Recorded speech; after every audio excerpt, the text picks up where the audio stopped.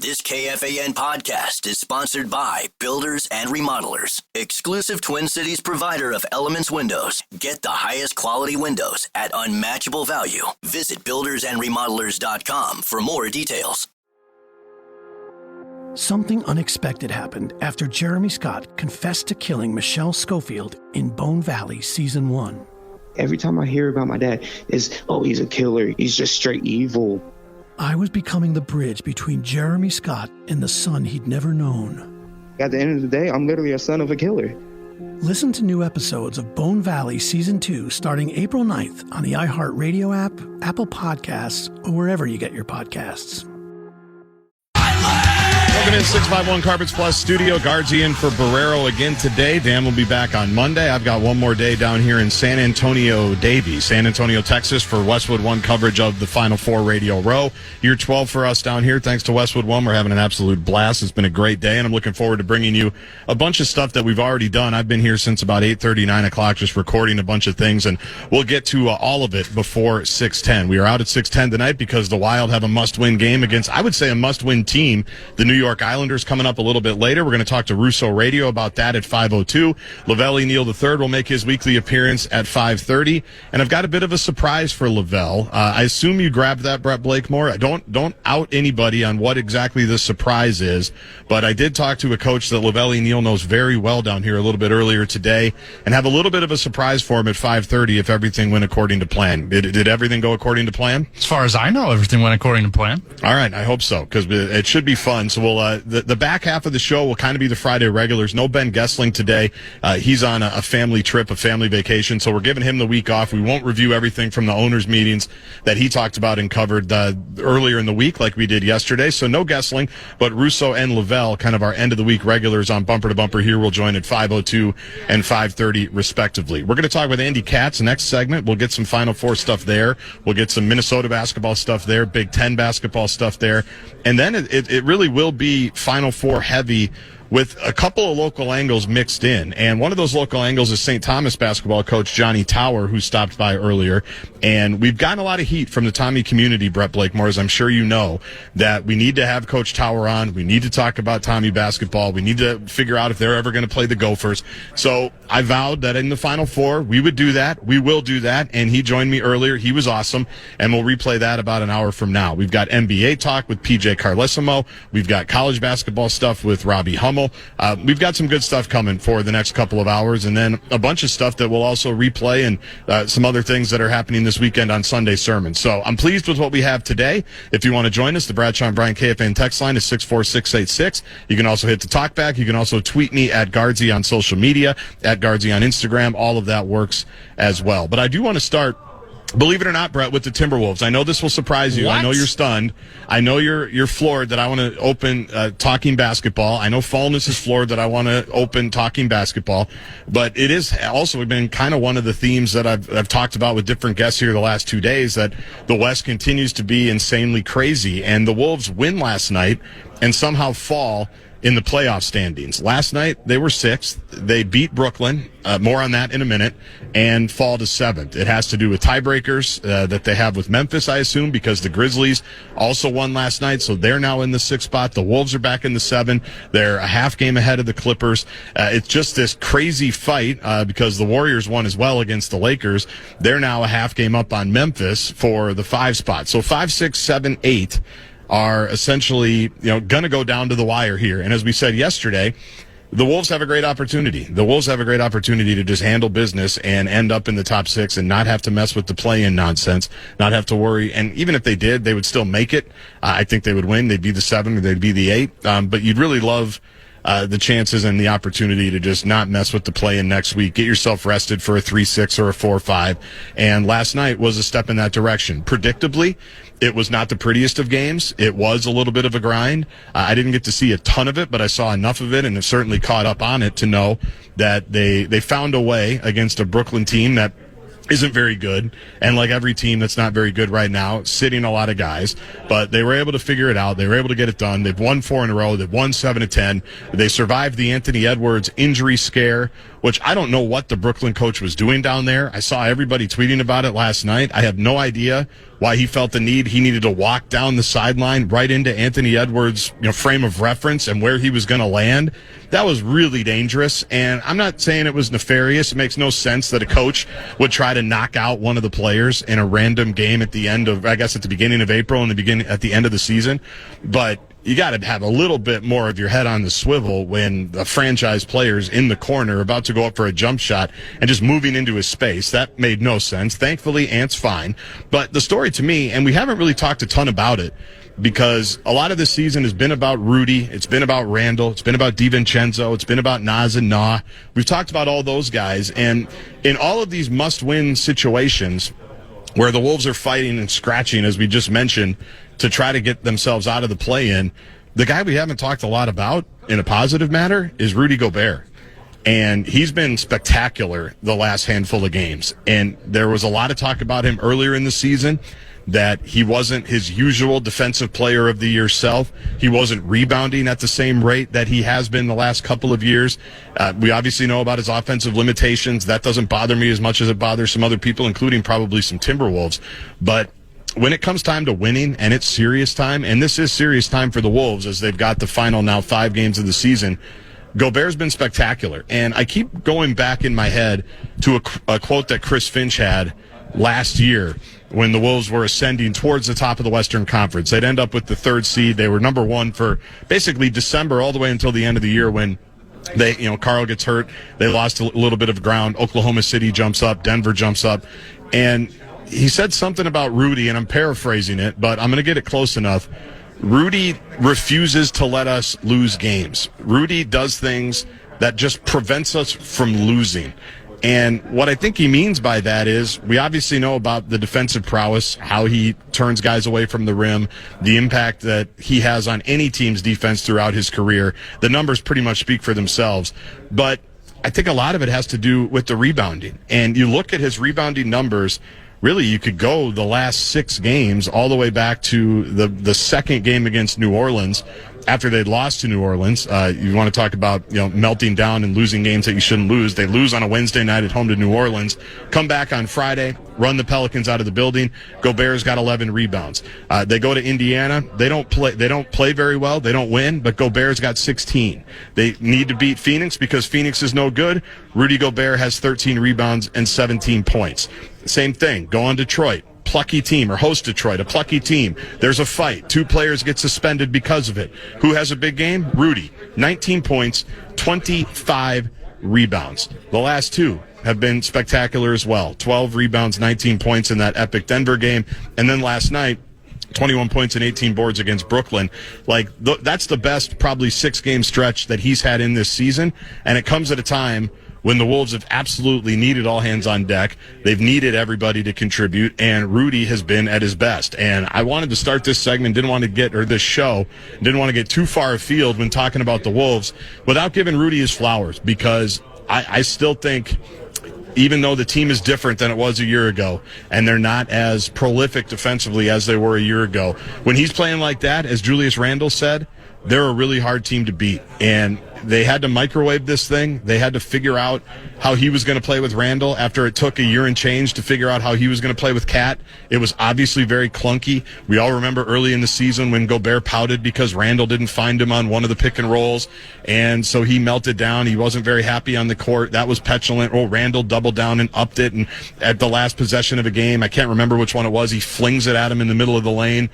There were some obnoxious moments, and there were some absolute growing pains between the two of them, but they have found a way to coexist. They have found a way to play off each other. And the field goal numbers, you just want to take the last 2, and you really, again, you could bring it down to the last 4 or 5 games, but he's 9 of 10 from the floor last night. I don't know how many of those were dunks. I imagine a lot of them were. 7-11 from the floor against Denver. I don't know how many of those were dunks. A lot of them were. I think he had 8 dunks against Detroit. I think all of his field goal makes that night were dunks, and that's because guys are finding him. They're finding him in the spots where he can contribute and he can score. He's never going to be a great back-to-the-basket player. It's always going to look weird. He's always going to miss shots where you wonder, how does a 7-footer miss that shot? Why does he have bricks for hands? Why can't he catch these passes? Why can't he do this? We're always worried about, and we're going to talk to some guests about this today, we always want to talk about what's wrong with guys or what's wrong with sports, what's wrong with the NCAA right now, as opposed to focusing on some of the things that are right. And with Gobert, I just wanted to spend 10 minutes and talk about what's right with him, because he has been spectacular and in a stretch where they need everybody and they need to win these games, and the time for screwing around is over. The guy who I think is setting the tone, certainly on the defensive end and on the rebounding side of things, is Gobert. He's been wonderful. He's been outstanding, and the numbers just bear it out. There's a reason why he's played 36, 40, 38, 38, 35, and 30 minutes the last handful of games, because that's the type of impact he has. And so I know he's got his flaws. I know everybody likes to tease him. I know he's sometimes his own worst enemy with how he fumbles passes and how he might be upset when someone misses him on a pick and roll and all of those things. But I'm a Rudy fan, and I like to think I know ball. I've been sitting here with college coaches and people in the basketball world here for the last 2 days, and it's absolute heaven for me to just talk basketball and listen to greater basketball minds than me talk. And just seeing what Rudy's done, it's been fun, and it's got to continue now for the next 5 games, as they are going down to the wire here. We have no idea where they're going to play, who they're going to play, when they're going to play, but if they just handle their business with a relatively soft schedule, even the teams that are the quote-unquote good teams aren't that great. When you think about Milwaukee and you think about Memphis, who won last night but has been kind of a little bit of a free fall, the opportunity is wide open for the Timberwolves. It is right there to give themselves the best possible playoff seed, to not have to mess with the play-in, to maybe even get a matchup that they'd want, whether it's Denver, Los Angeles, whoever it's going to be. And however far this team is going to go, it's going to be on the back of course, Anthony Edwards and whatever Randall brings and all the talent that the Wolves think that they have. But it might be the least offensively gifted player that they have that is still one of the top 2 or 3 most important, and that is Rudy Gobert. So want to give him his flowers early on today, and we'll sprinkle that in as we go along. Remind you what's coming up. We've got Lavelli Neal III coming in his regular time, 5:30 on a Friday. Russo Radio is going to join from the arena. The new Wild taking on the New York Islanders. Russo on the trip. He will file a live report from the arena at 5 o'clock. We've got Sean Farnham from ESPN all over their college basketball coverage. He's going to join. I mentioned John Tower from St. Thomas. Robbie Hummel from Big Ten Network, Turner, Westwood won the whole bit. He's going to be on the call of all the games this weekend with Kevin Kugler. He's got some great stuff to talk about, some Timberwolves stuff, some Gopher stuff, some Williams Arena stuff, all of it. It's going to be a fun show for the next 3 hours or so as we take you up to Wild and Islanders pregame show at 6:15. I'm Gaardsy from San Antonio. Andy Katz from Big Ten Network, from NCAA.com, from everywhere, essentially, is going to join me a little bit later. Next segment, he's going to join me right around 3:20. That will be the one live conversation that we have on site today. So looking forward to talking to him about Nico Medved, about Williams Arena, about the Gopher job, and about college basketball in general. All of that coming up next segment with Andy Katz from San Antonio. Something unexpected happened after Jeremy Scott confessed to killing Michelle Schofield in Bone Valley Season 1. I just knew him as a kid. Long, silent voices from his past came forward. And he was just staring at me. And they had secrets of their own to share. Gilbert King. I'm the son of Jeremy Lynn Scott. I was no longer just telling the story. I was part of it. Every time I hear about my dad, it's, oh, he's a killer. He's just straight evil. I was becoming the bridge between a killer and the son he'd never known. If the cops and everything would have done their job properly, my dad would have been in jail. I would have never existed. I never expected to find myself in this place.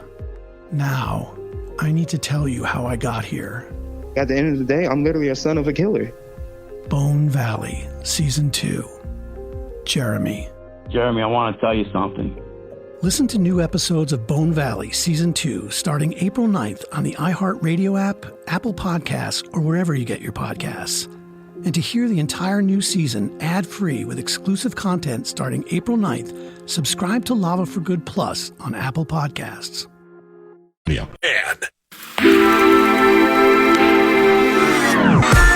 If you want to chime in know what's happening in your favorite KFAN shows. You can make your voice heard on the Bradshaw and Bryant KFAN text line. So let us know what you have to say by texting your message to 64686. That is 64686, standard text message, and data rates apply.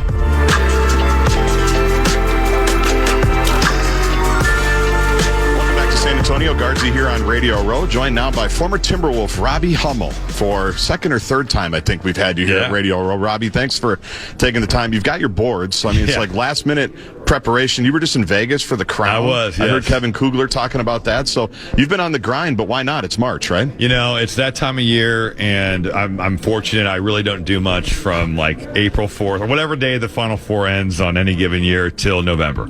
So it's almost like summer vacations around the corner. But this is that time of year, whether it's the NCAA tournament or the Crown or just even the grind of the Big Ten tournament and the end of the season. It's been a heck of a month. So, well, I think I told you this last year, but you're at the point where most media companies don't want their people working for other companies. You get to work for whoever you want. I mean, you've got the greatest of all worlds, right? Which has got to be pretty cool for you. I was really fortunate when I stopped playing. I was in Moscow my last year. After the Timberwolves, I'd played in Milan, got hurt, went to camp with the Nuggets, and then finished up playing in the Russian league. And it was just, first of all, I hated every day. So I was like, I need to stop. I can't go back. And I had offers to go back overseas, but I wasn't going to be back in the NBA. And, you know, you're just kind of trying to figure out what your path is going to be. I signed with an agent, and I'm still with him today, and I'm very fortunate to be with him. But he got me at BTN, and he got me at ESPN. And it's just kind of stayed where I haven't been exclusive to any one place. But it does allow you to do a lot of different things and work for different people and I guess get exposure, you know, just to be seen. And I've been really fortunate. I've got a great agent. You know, I work at great places, whether it's BTN or Fox or NBC or Turner or Westwood One. Like all those places are great. A lot of W-2s come to your mailbox. Oh my God. My accountant is on me. And this is like the busiest time. So I'm trying to help her, but also trying to do my job. And I actually need to get on my tax stuff. I really do. Thank you. You and me both. Reminder. Yeah, you and me both. Yeah. Maybe we'll get a deal. 2 for 1. We'll send them in. Please, yes. So obviously you know the Big Ten well. You played the Big Ten. You know all the coaches. You're there. I'm curious. I want to talk about Nico because I know you spent some time out there watching Colorado State in the first couple of rounds.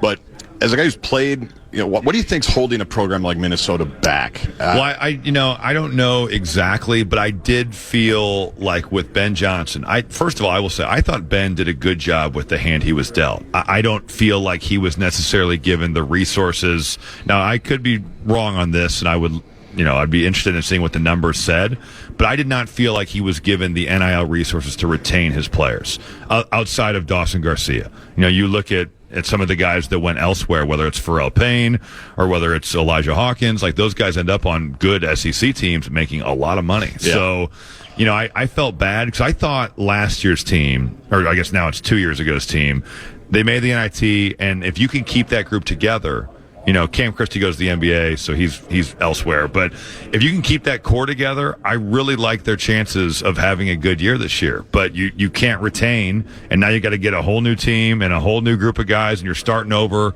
I thought Ben did a good job, but it seems like with Nico, I have to assume that in order to get him from Colorado State, you got to really commit from an NIL standpoint. And I think rev share probably helps Minnesota, assuming that goes through with the house stuff. But yeah, I think that the commitment, you know, you're playing with the big dogs, the Indianas, the Illinois, the Purdues, the Michigans, the Michigan States, they're going to spend money. And I think if you want to compete in that arena, you've got to be willing to do that too. And it will be interesting to see how Minnesota stacks up, you know, with a new coach. And it seems like with a newfound commitment, but we'll see. I think all of that is a 100% fair assessment and correct assessment in everything that you just said. For someone that played at the Big Dog, you know, with Coach Painter, who's, you know, obviously a legend in his own right now, like you've played at a school where they're committed to hoops. Sure. Like from the player side, like what is that like where there's no doubt, like obviously Purdue's got football too, and that's a big deal, but it's such a great basketball school. What's that like to be a part of that? Well, the interesting thing about Purdue is that I would say, Coach Katie did such a good job. They didn't get to the Final Four, but he's winning Big Ten championships. He's competing with Bobby Knight. He's in the upper echelon of the league most years that he was there, and had just a legendary career. But when I got to Purdue, I don't necessarily feel like the commitment from the athletic department was nearly as good. Coach Painter almost went to Missouri my senior year. Wow. After I guess it would have been my fourth year there. He was close, and he really held out, I think, to get a better commitment from the school. From a facility standpoint, our old locker room is comical. It really is. The officials use it now. I think they've redone it even for them. But it was like, we'd watch film on couches. Guys would fall asleep. It was, like they'd get kicked out of film for sleeping in film. But you're sitting on this like lazy boy. It was hard for some guys to stay awake. Sure. But from a facility standpoint, from a practice facility standpoint, there was a major commitment made to step up and be in the top half of the Big Ten. And I think as Coach Painter has won and gotten to a Final Four and been in the Elite Eight, the fact that he's been, 6 of the last 8 years he's been in the Sweet 16, there's been a real commitment from the school. And now I think from an NIL standpoint, they just got a commitment from a kid that was thought of as one of the better big transfers in the portal. So I think Braden Smith is going to stay. It seems like he is. Yeah. There's got to be a commitment to keep him because he's one of the best players in college basketball, and you're not retaining him if you don't have that type of commitment. So I think it's really grown from a facility standpoint, from an assistant coaching like money pool standpoint, from just a budget standpoint. Purdue has really stepped up, and Mike Babinski's done a great job, and Morgan Burke was the athletic director that kept Matt Painter. And I think from a totality, even to the top of the university, Mitch Daniels was the president for a long time. He had a big commitment to football and men's basketball, to the revenue sports, to be there and be competitive in the league. And I think that's why you've seen Purdue, especially from a basketball standpoint, they've really flourished. It takes what it takes from the top down, right? Yep. And that's every coach that's come down here, they're all talking about the same thing. That's what it takes in the Big Ten that has 5 or 6 blue bloods. Sure. Well, you could look at the SEC. Look at the SEC's commitment to basketball, and look what they have here. And look what that league has become. Because when I was in college, you had Kentucky, and I guess Tennessee was getting good with Pearl.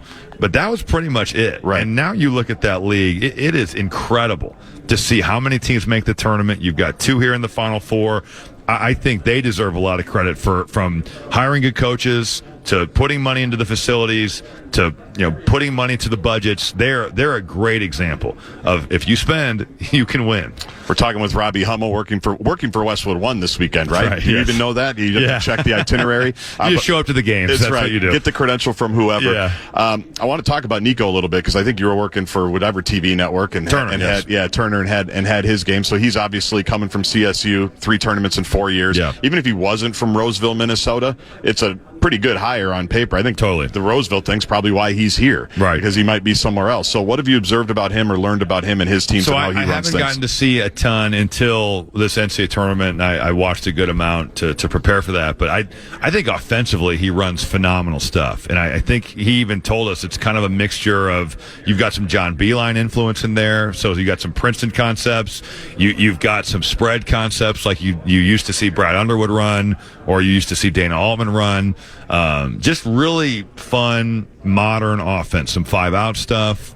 I thought his teams, and granted it helps when you got a guy like Nick Clifford who's on a heater running into the NCAA tournament, but they had shooting, they had skill, the ball moves from side to side. Just a really fun brand to watch and to see the way they played. They were shooting it like crazy at the end of the year.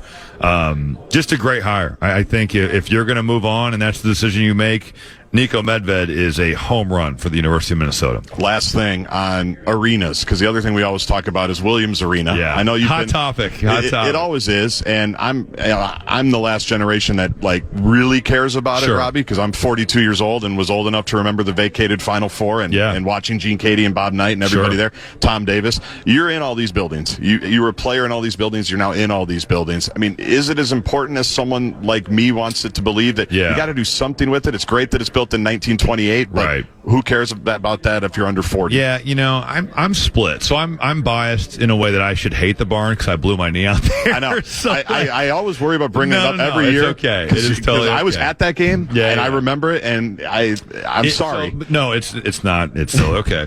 But I feel like I should be predisposed to hate it, but I don't. I like the barn. I think it's unique.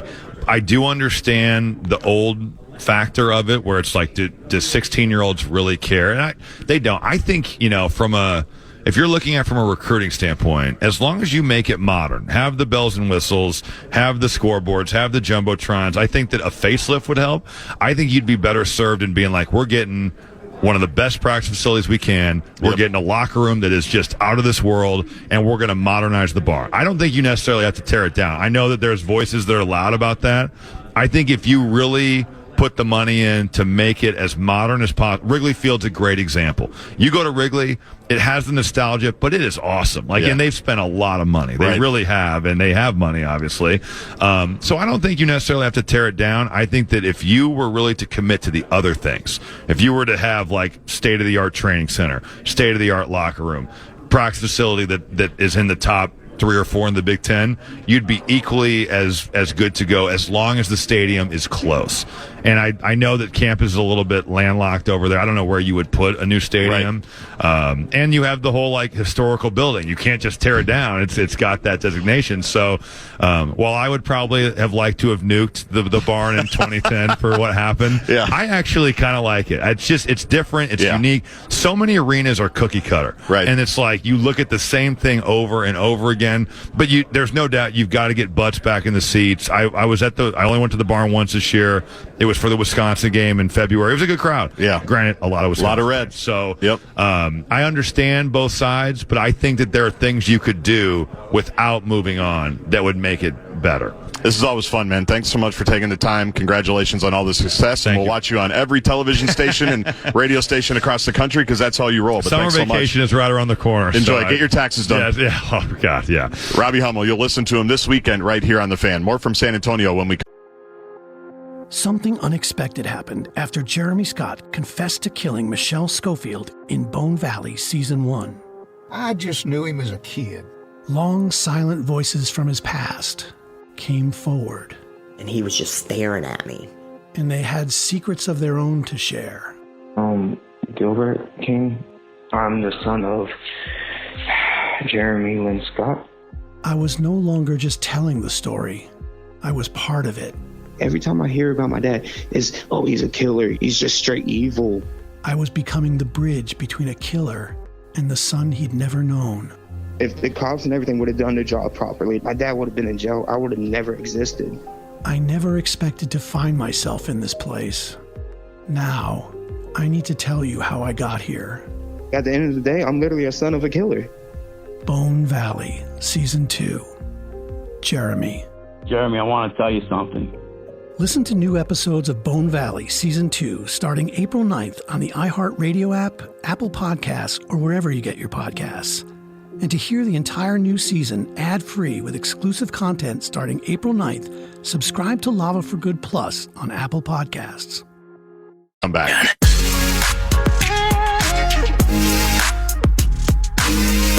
Welcome back to San Antonio. Gaardsy here on Radio Row. Happy to be joined now by Andy Katz. And I pull up the Twitter bio, Andy, because you have a lot of jobs. The joke around the fan is I have a lot of jobs, so I understand. You have a lot of jobs. I've got digital reporter analyst for NCAA, which you did today. I saw you with the Rick Pitino interview. NCAA.com, Turner Sports, Big Ten Network, NBA TV. All that's still accurate? That is correct. It's all good to go. Well, and Westwood 1. Westwood 1's not on there. I know. Well, I should add that. I'm sorry. This is year 4 of doing the Final Four, so I should add it. I want to talk about the Final Four, but I obviously want to talk about Big Ten stuff too. Yes. Since that's always fun. And you had a great video at some point during the year. The Gophers, as you know, had kind of an up and down year. They lose a bunch of games, have a great week in L.A., sweep it, come home, lose to somebody. And Penn State, Northwestern. Yes, I remember it well. Say, I lost to Washington at home. Yep. It's crazy. But you had a great video after one of the winning streaks that said the job Ben Johnson is doing should not be going overlooked here. Now, can we get the NIL where it's supposed to be so we can keep some of these players? Obviously, they went in a different direction. I want to talk about Nico, but give people a sense of, from the outside, what you kind of saw from the Minnesota program from a year ago when we talked to fast forward to now. So I'm going to start with this, Justin. And this isn't biased, but I just want to just say this about Ben Johnson, the kind of person he is. So my father passed away a year ago, and I walk into the funeral, and there's a bouquet of flowers. And I said, who sent these? And it was from Ben Johnson. Wow. And, right off the bat, like, that should just tell you who he is. And I will never forget that. His kindness, his high character. And so, he's easy to root for. And I just was disappointed on how it ended for him. He got good players. Clearly, look what's going on around the country. Elijah Hawkins, he gets Texas Tech to the doorstep of a Final Four. Pharrell Payne plays at A&M. Who knows? He could follow Buzz Williams to Maryland. Right. So the talent was there. Obviously, recruiting in terms of guys they retained. They didn't know that Christie was going to leave after 1 year when they signed him. So, he did everything right. I did not think he was supported well enough on financially, not for his own personal salary, but in terms of NIL. It feels like Minnesota was playing catch up. I hope that they're ready to support Nico Medved because I think Nico's a great guy as well. And I think, he's clearly proven he can get it done wherever he's been. He's got NBA talent that's come through Colorado State. I think it's a great hire. I didn't like the way Mark Coyle, fired Ben overnight, coming back from Indy from the selection committee and then back and forth. I know he had to do it in person, but he could have maybe done it in person in Indy. So I wasn't a fan of that. But I understand why it happened. And I think Nico's a great hire. So I hope he's supported. And I hope that they give Nico everything he needs because, I go back a long time. And I went to school in the late 80s in Wisconsin. And so I know all about Minnesota basketball. And I know how special the barn can be. I think it's one of the best arenas in the country when it's full. And I think it's got a great fan base. And so I hope they are successful. I hope they can do it. And, and Nico's, and I'm going to be rooting for him to do it as well because I think he's, he can deliver. So hopefully it will be aligned from top down. What do you think the challenges have been historically? I mean, if you want to take from the Clem scandal moving forward, it hasn't been a lot, right? I mean, a couple tournaments with Tubby, a couple with Richard, I think one with Munson. Certainly nothing compared to your alma mater once they got, Dick Bennett to kind of get it going, and then Bo Ryan took it to where it is now with Greg Gard. What have been the challenges historically from your seat for the Gophers? Well, I mean, part of the problem, were some of the coaching changes at the wrong times because there's always been talent in the Twin Cities. I mean, think about how Gonzaga came in there with Holmgren and Suggs. Go all the way back to Troy Bell going to Boston BC. College. He ends up being a Big East Player of the Year. Duke came in, got the Jones brothers. So, I mean, historically, some of the best players have left. And the timing always hasn't been right about staying home. Dawson Garcia, it was unfortunate that he didn't stay the whole way. He goes Carolina, then bounces back. And they've had some success on the bounce back guys. Jamison Battle was another example of that. So, the talent there, from the Howard Pulley, the Pulley AAU, they've always had good talent. And I think that will continue. And so hopefully you can at least keep a few of those guys home when they come through and then balance it out around the country. Andy Katz joining us here. We won't make it all go for fan lengths. I do want to talk a little bit about the Final Four and some other stuff that you're up to. A big topic, a lot of coaches that have come by, Andy, this week, and Robbie Hummel actually just did it. Unprompted, tell me and tell our audience, you can't lose Williams Arena. You got to fight the urge to say we need a new building or we need to build something new. It's what you have that's unique. It's charming. And it's he's nice saying that he tore his ACL there.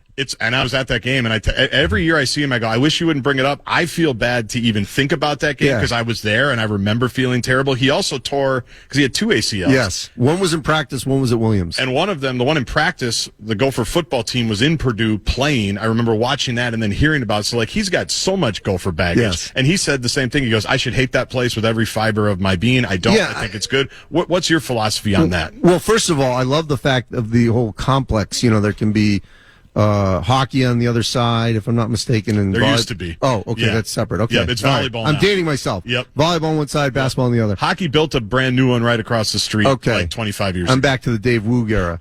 Doug Woog, but you're close. Doug Woog. I like Excuse me. Doug Woog. I like it. I'm batting pretty well That's here. A good guess on my Minnesota history here. Look, think about the Palestra, Fog Allen, Cameron, Pauly. They've stayed. Yeah. True. You try to like Cameron, there isn't much you can do there. Right. The structure is the structure. And so there aren't many bells and whistles, and that's actually the charm of it. Same with Fog Allen, same with the Palestra, to some degree, same with Pauly. So, yeah, I hope they do not, could it be chairback? I'm trying to remember if there's chairbacks everywhere. Not everywhere. Yep. So that would be that's an easy fix, you would think. I mean, I don't know the cost of that, but I mean, that's an upgrade if you could do chairbacks, right. But I hope they don't get rid of it or anything like that, because I think it's a special arena, for, the raised floor, all that stuff just makes it unique. And we want these sort of basketball cathedrals around the country. And I think it's always been an advantage to have the raised floor, just something different, I hope they don't change it. They can upgrade within, keep the footprint, and don't change it. It seems like that's where it's headed. A year or two ago, there was more momentum. I think the revenue sharing thing has changed it because, as Mark Coyle sat in your chair yesterday and said, we got to figure that piece out first, $20.5 million. How are we going to get it? Who's it going to go to? In terms of where... And let me just say this. I think it's different with the football stadium because... they were playing in the old Metrodome. Yeah. And obviously that had a lifespan on it. Yep. And so we knew that was not going to last, and they needed to be better on campus. Yep. So I get that. Yep. And obviously the football stadium is relatively new in the scheme of things. But basketball, I hope they don't change it. I think that's where it's going. And I wanted to talk about the money because Big Ten, SEC, these power conferences now are in a really good spot, right, financially. How much do you think that can help a program like Minnesota or just all these Big Ten schools as it now is becoming more and more about how much you can pay guys? Yeah, no, and again, that's all about the alignment. It's about them, being all in for it. And if they can do that, then I think that, there's a good chance that Minnesota certainly can be competitive. We've seen this year that there's a lot of movement in the Big Ten. Yeah. And you can move back up, and if you can finish in the top 10, it's a good chance you can go to the NCAA tournament. And by the way, like you said, Minnesota had some, significant conference wins. I think it was only Minnesota and Michigan, if I'm not mistaken, that swept the LA schools. Yeah. So look, they had a bunch of quad ones. I mean, it was a crazy year. Their resume was wild swings. Yeah, was kind of wild. But it's all doable. Nico Medved, you've referenced him. We're obviously familiar with him. He's been in coaching searches before at the U. His resume, I think, speaks for itself. But as you've watched him kind of blossom in his career, what stands out about how he's done it? Well, first of all, he's a bit of a journeyman, and started from the ground up at Minnesota. And so I appreciate that. And I do think that Minnesota is a school that needs to have a connection to one of its own. And that's why it was great with Ben. And I know there was at times where Musselman's name was thrown around because obviously his father was a coach there. Yep. So I do think that's an important connection. Understand the Twin Cities. Understand the cold. That's not going to be easy. I mean, I was with Tubby Smith the other day, and he was, because I was over at the NIT, and he was saying how just how he and Donna, his wife, they weren't prepared for that kind of weather. Yeah, it hits different. Yeah. So, so I think you have to appreciate that. For the winters and all that. And then, to me, it's his development of talent. They've had David Roddy, Isaiah Stevens, Nick Clifford, all pros that are going to come through Colorado State. And I'm going to include John Tonje because Tonje started there, goes to Missouri, gets hurt, then goes to Wisconsin, where he's an all Big Ten player. So they sort of found him, started the development, and then he obviously went on to better things when he transferred. So I think they do a great job, in terms of finding the right guys and developing them. You have a meeting to get to, so I'll get you out of here on this. Why was Jon Scheyer, of all the Coach K coaches that have played for him and been with him, it seems like he's taken it and made it his own really, really quickly. Why was he the chosen one, and why has he been successful? Well, Coach K said this, that he wanted someone who worked as an assistant with them, which he did with him. So he understood the process. There was almost, there was sort of a year in residence, if you will, which is what exactly Matt Painter did with Gene Cady. And I think that's great if you can do it. I think Tom Izzo would love to see that, but I don't know if there's anyone out there for him. But I think that's what he's sort of waiting to have something, sort of a similar succession plan. But I get to also the alignment, and I talked to Jon Scheyer about this. We had a sit down with him yesterday that we're going to post later today. The alignment is a major issue. So from the President Price to Nina King, their athletic director, they're all in, and Coach K. And I will tell you, there have been plenty of legendary coaches that don't want their successor to succeed. Right. Now, there have been cases like Coach K. I would say Jim Calhoun, is a second one. And, but I would go like Tark didn't want the successors of UNLV to succeed. I would say that Bob Knight did not want the successors to succeed at Indiana. So it does not always follow that to where the legend leaves and they want someone to, carry that torch. And I think that's the case with Scheyer and Duke. And that's why they've been number one in the country for a lot of the year, right? Yes. Cooper Flag helps too. Yes. And they did a good job of building around him. Yeah, no kidding. Thanks for taking the time. I know you got to fly. Thanks. That's all right. I love talking Gophers. We'll see you at the barn next year because we're never getting rid of it ever. Yes, do not get rid of the barn. That's the 2-day theme is never get rid of Williams Arena. Doug Woog. So Doug Woog, remember it. Rest in peace, Doug. Go Gophers. More from San Antonio when we come back. Gaardsy on Radio Row. Something unexpected happened after Jeremy Scott confessed to killing Michelle Schofield in Bone Valley Season 1. Every time I hear about my dad, it's, he's a killer. He's just straight evil. I was becoming the bridge between Jeremy Scott and the son he'd never known. At the end of the day, I'm literally a son of a killer. Listen to new episodes of Bone Valley Season 2 starting April 9th on the iHeartRadio app, Apple Podcasts, or wherever you get your podcasts.